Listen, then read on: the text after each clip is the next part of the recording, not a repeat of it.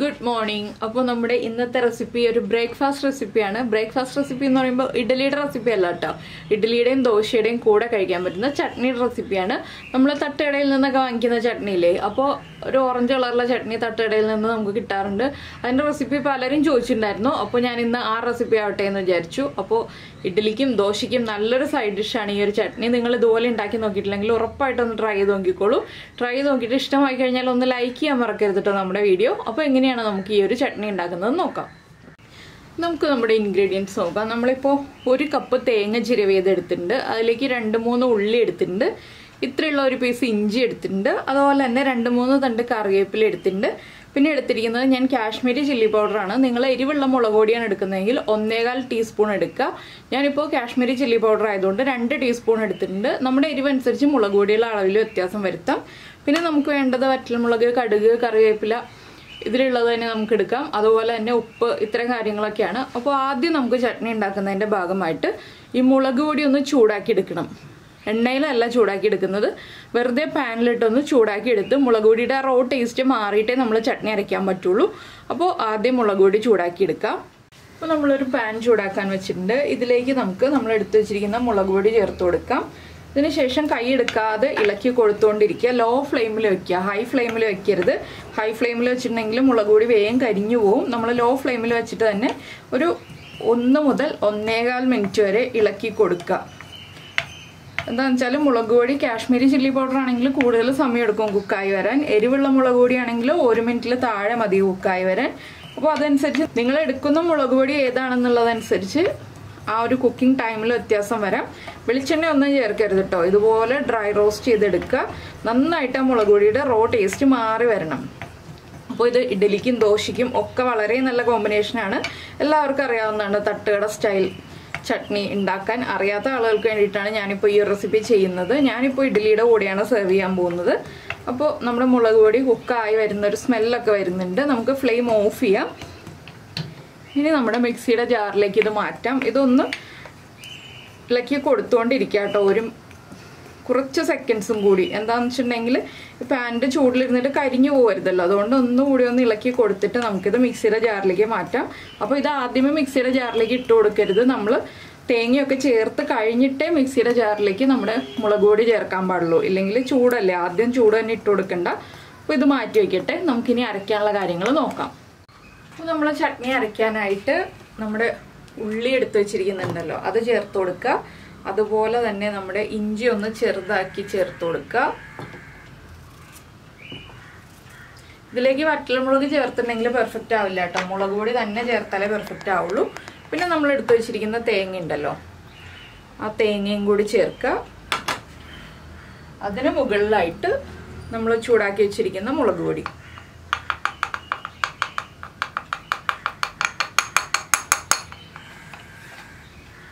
കുറച്ച് ഉപ്പും കൂടി ചേർക്കണം.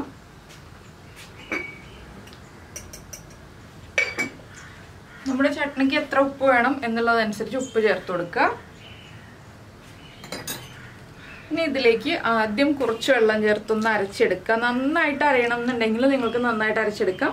തരിതരിപ്പായിട്ട് മതി ചട്നി എന്നുണ്ടെങ്കിൽ തരിതരിപ്പായിട്ട് അരച്ചെടുക്കാം. ഞാനിത് ഇത്തിരി നന്നായിട്ടാണ് അരച്ചെടുക്കുന്നത്. ആദ്യം കുറച്ച് വെള്ളം ചേർത്തൊന്ന് അരച്ചിട്ട് ബാക്കിയുള്ളത് നമുക്ക് വീണ്ടും വെള്ളം ചേർത്ത് ലൂസാക്കി എടുക്കാം.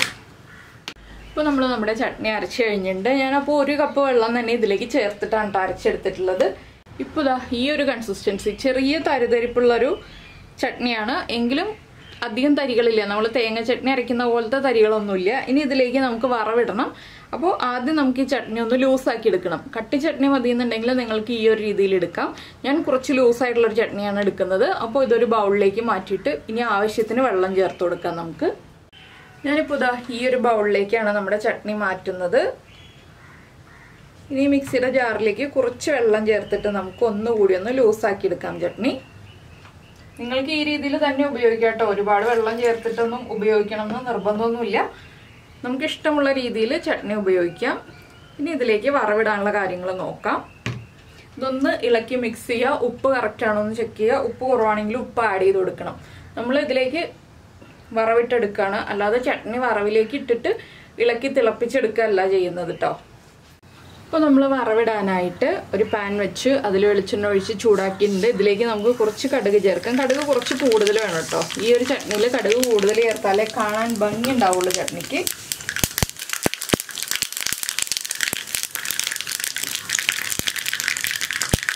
അതുപോലെ തന്നെ നമ്മൾ കടുകിൻ്റെ കൂടെ ചേർക്കുന്നതാണ് ഉഴുന്ന് ബോളാവാം, ഉഴുന്ന് പരിപ്പാവാം, ഏതായാലും കുഴപ്പമില്ല. ഞാനിപ്പോൾ ഉഴുന്ന് ബോളാണ് ചേർത്ത് കൊടുക്കുന്നത്. ഇതിലേക്ക് വറ്റൽമുളക് ചേർക്കണം എന്നുണ്ടെങ്കിൽ ചേർക്കാം. ഞാനിപ്പോൾ വറ്റൽമുളക് ചേർക്കുന്നില്ല. നമ്മുടെ ചട്നിയുടെ കളർ തന്നെ ഓറഞ്ച് അല്ലേ, പിന്നെ നമ്മൾ വറ്റൽമുളക് ചേർക്കേണ്ട ആവശ്യമില്ലല്ലോ. ഇനി ഉഴുന്നൊക്കെ ഒന്ന് കളർ ചേഞ്ച് ആയി വരുന്നത് വരെ ഒന്ന് ഇളക്കി കൊടുക്കുക. നമ്മുടെ കറിവേപ്പിലയൊക്കെ നന്നായിട്ട് മുരിഞ്ഞ് വരണം. അതിനുശേഷം നമുക്കിത് നമ്മുടെ ചട്നിയിലേക്ക് ചേർത്ത് കൊടുക്കാം. അപ്പോൾ ഇതാ ഉഴുന്നിൻ്റെ കളറൊക്കെ മാറി വരുന്നുണ്ട്. ഒന്നുകൂടി ഒന്ന് മാറിക്കഴിയുമ്പോൾ നമുക്കിത് നമ്മുടെ ചട്നിയിലേക്ക് ചേർത്ത് കൊടുക്കാം. അപ്പോൾ നമ്മുടെ ചട്നി ഇതാ റെഡി ആയിരിക്കുന്നുണ്ട്. അതിൻ്റെ മുകളിലേക്ക് ഞാനിപ്പോൾ ഈ വറവിട്ടതും കൂടി ചേർക്കാണ്. ഇനി നന്നായിട്ടൊന്ന് ഇളക്കി മിക്സ് ചെയ്യുക. ഇഡ്ഡലിയുടെ ദോശയുടെ കൂടെ ചേർത്ത് കഴിക്കുക. അപ്പോൾ ഞാനിത് ഒന്ന് ഇളക്കി മിക്സ് ചെയ്യാണ്.